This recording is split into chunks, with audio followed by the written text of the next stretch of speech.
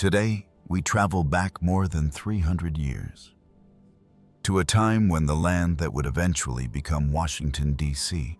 was almost entirely wild, untamed, and untouched by human hands.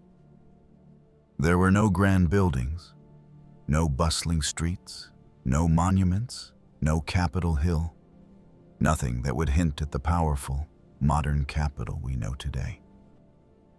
Instead, there were dense forests stretching as far as the eye could see, expansive wetlands, slow winding rivers, and an intricate mosaic of marshes and meadows shaping the land in quiet, mysterious ways.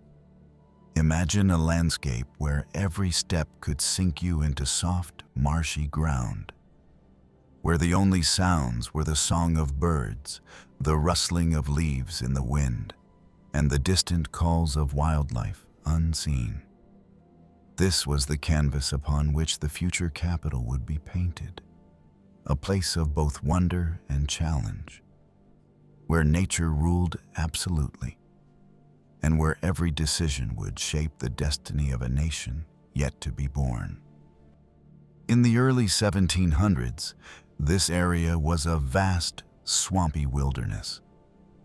The wetlands along the Potomac River stretched for miles in every direction, and towering trees formed dense canopies that blocked most of the sunlight from reaching the forest floor.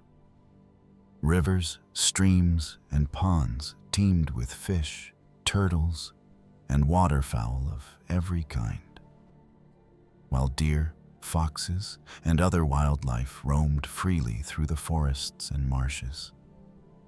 The land was uneven, treacherous, and often impassable, with hidden bogs and marshes that could swallow a man's boot or trap an unwary traveler.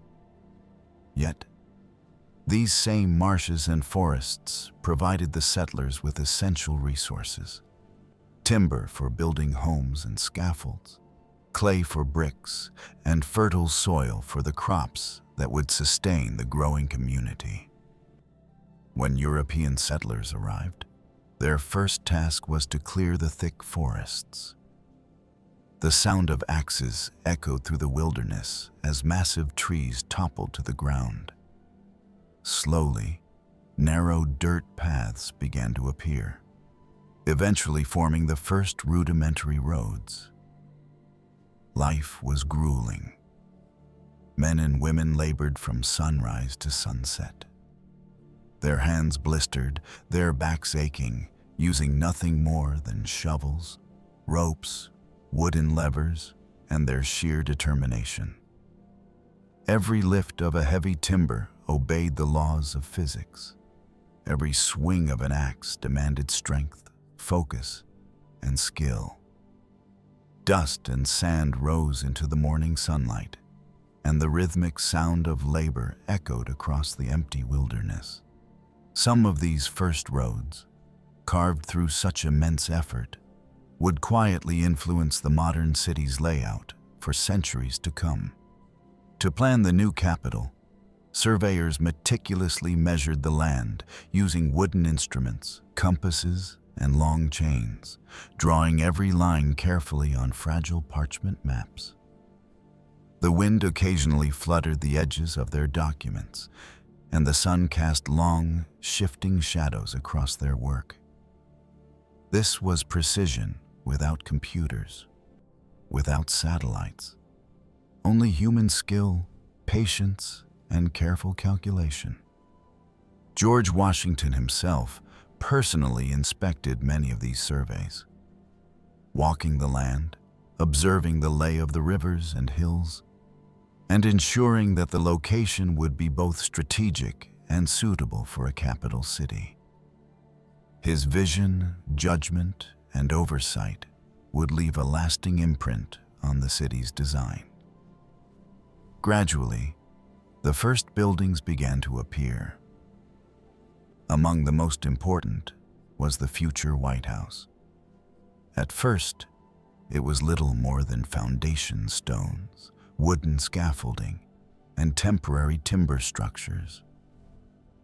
Workers lifted massive limestone blocks, straining under their weight while relying on ropes, pulleys, and crude cranes made entirely of timber.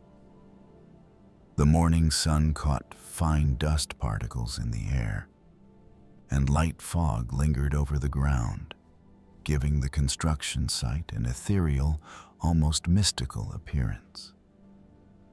At this stage, the White House was only a rough outline of what we recognize today, a symbol of ambition and determination, just beginning to take physical form in a wild, untamed landscape. Life in the settlement was harsh, demanding, and unglamorous, yet full of resilience and determination. Families cooked over open fires, children played near wooden homes, and craftsmen worked tirelessly, making shoes, clothing, tools, and furniture from raw materials by hand. Traders navigated small wooden boats along the Potomac, delivering goods and connecting the scattered settlers. Oil lanterns provided the only light at night, casting soft, flickering shadows on wooden walls and muddy streets. Every day was dictated by the rhythm of the sun, the changing seasons, and the land itself. Even simple childhood games were shaped by the environment, far from the conveniences of paved streets or town squares. Yet, amid the toil and relentless labor, there was undeniable beauty all around. Morning mist curling above the winding rivers, sunlight streaming through the dense canopy of trees, birds gliding in perfect arcs above the sparkling water, and the gentle ripple of the Potomac creating soft reflections. These moments offered settlers a profound sense of wonder, calm, and inspiration. It was as if the city itself was slowly being born together with the natural world, emerging not as a separate entity, but as part of the living landscape. People felt connected to this vast, untamed world, aware that every stone laid, every tree felled, and every path cleared contributed to the foundation of a future nation. Over time, more structures began to rise. Wooden scaffolds were gradually replaced by stronger limestone walls. Dirt paths widened into early roads, homes multiplied, and the first clear markers of a capital city slowly emerged. The tiny settlement, once nearly invisible amid swamps and forests, started to take shape. While it would be decades before Washington resembled the metropolis we know today, the foundation, both literal and symbolic, had been carefully established. Fast forward to today. Washington, D.C. stands as a bustling metropolis, a powerful symbol of governance, leadership, and history. Towering skyscrapers, monumental memorials, and busy streets dominate the landscape. Yet, if we close our eyes, we can still imagine those earliest days. The forests stretching endlessly, the vast swamps, the quiet rivers, and the first stones of the White House, bathed in morning mist and golden sunlight. It reminds us that even the grandest cities began as humble settlements, shaped by vision, labor, and determination. This was Washington in the 1700s, wild, untamed, and full of untapped potential. Here, in the heart of unspoiled nature, the story of a nation's capital truly began.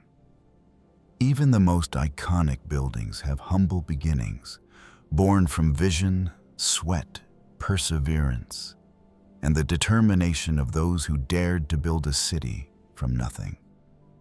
Every stone laid, every road cleared, and every tree felled tells the story of a people shaping their world, leaving a legacy that would ripple through generations and give birth to a nation.